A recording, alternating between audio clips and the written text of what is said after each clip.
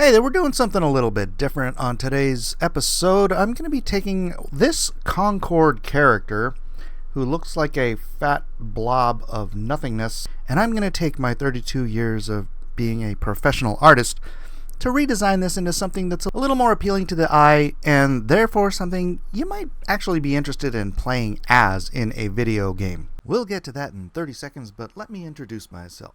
I'm Mike S. Miller, 32-year veteran of the comic book industry, DC, Marvel, Game of Thrones, Hedge Knight artist, and creator of numerous intellectual properties including Lone Star, available now at lonestarcomic.com. Now I'm here to give my take on where my industry has gone, where the general media landscape has taken our culture over the span of my lifetime, and where I'd like to see it go in the future. I'm not here to hate everything or to assume the worst for clicks, but I am here to fight the culture war, as I have been doing since the AOL message boards were a thing back in 1996. I am that old. If you think the culture is worth saving and worth fighting for, please stick around and join the Blacklist Universe family. We are here to make a difference, and hope you are too. Now, back to the story. So the first thing I did in redesigning this character is I sketched over the general shape, because I don't want to lose who the character is in this redesign, but I do want to give it a little bit more, a little feminine shape, because it is a female character after all, so I kind of tightened in the hips a little bit, and I started giving it some external variations that are a little cleaner, a little more design-like. I gave it an overall silhouette. Something that important taught to me in my career was that if you're creating a character, you should recognize it by its silhouette. And the previous character here was just sort of a big blob. Big blobs, not great silhouettes for identifying characters. It has that nice form around the shoulders and the elbows, and gives it a sense of, even if you see this character in silhouette alone, you recognize who it is. I gave the pauldrons sort of this medieval look that has the neck defense and the arm defense. I know it is a space marine type character, but I still like the classic design look from medieval armor, medieval European armor, that is to say. I did a lot of work in the medieval spaces and with Game of Thrones and Hedge Knight and stuff, and that kind of stuff really did stick to me. And then in the torso area, I cleaned up some of the more meandering, pointless design elements that they threw in there. It seems like the person who designed this really had no clue what design was. I created a through line in the torso area down to the leggings, the leg guards, and the crotch area. I kind of gave it a sort of a skirt so that you could see, it is a female character. You do want to protect those areas, and the sort of weird lines they had in the stomach area. I mean, it wasn't a bad design choice initially, but creating the follow through with the lines, it really kind of ties the character together. So here you see me doing some standard inking and kind of bringing it together. Again, those pauldrons really do give it the silhouette that you're looking for in a character that you want to recognize right off the bat, even if it's 12 pixels high in the back of the screen. You want to be able to recognize this character in the dark and the light, whatever it is, and giving it those shapes really does help it to stand out amongst a blob of rock or something in the background. I also gave the helmet a little bit more of angulature and sort of a Spartan.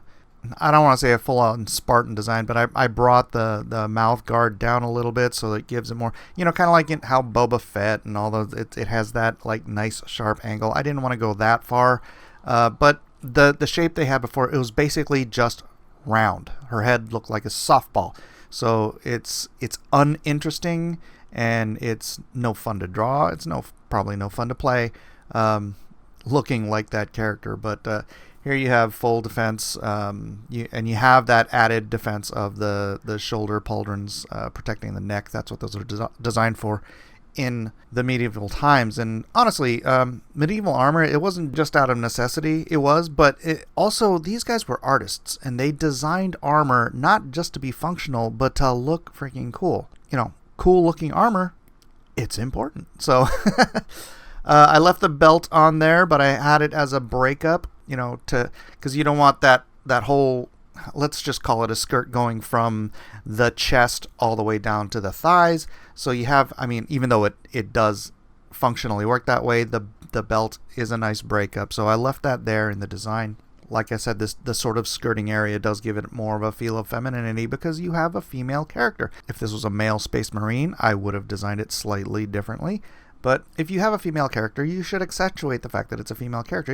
Even if it's a big, bulky female character, you want to cinch in that waist, flare out the hips, give it that figure eight so that the silhouette, at least you can recognize this is a girl under all this armor.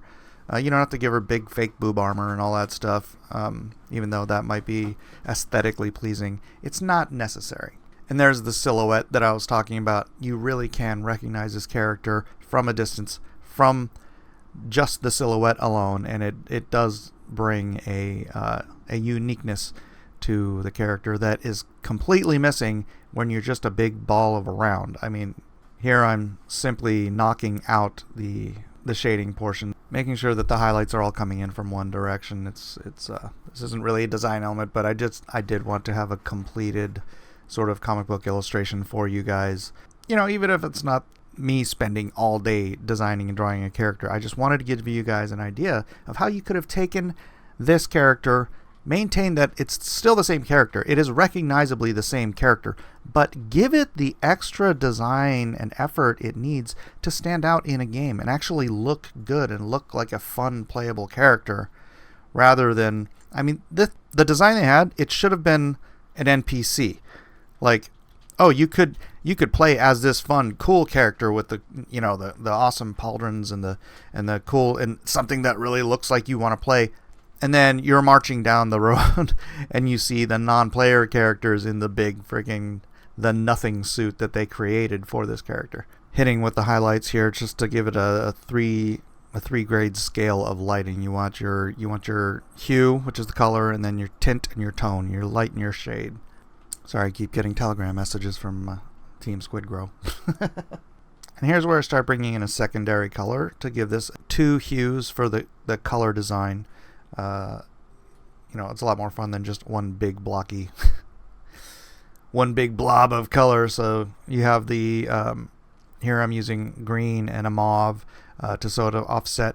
I was trying to stay somewhere close to the original color design, at least in the particular skin that I was using, but a little more deliberate in where I'm choosing my tones. And obviously I'm using the green and the mauve because green and red are contrasting colors, which makes for good color design. You want to use contrasting colors, but then I lowered the hue on them so they're not as saturated, so they don't conflict with each other in that sort of way.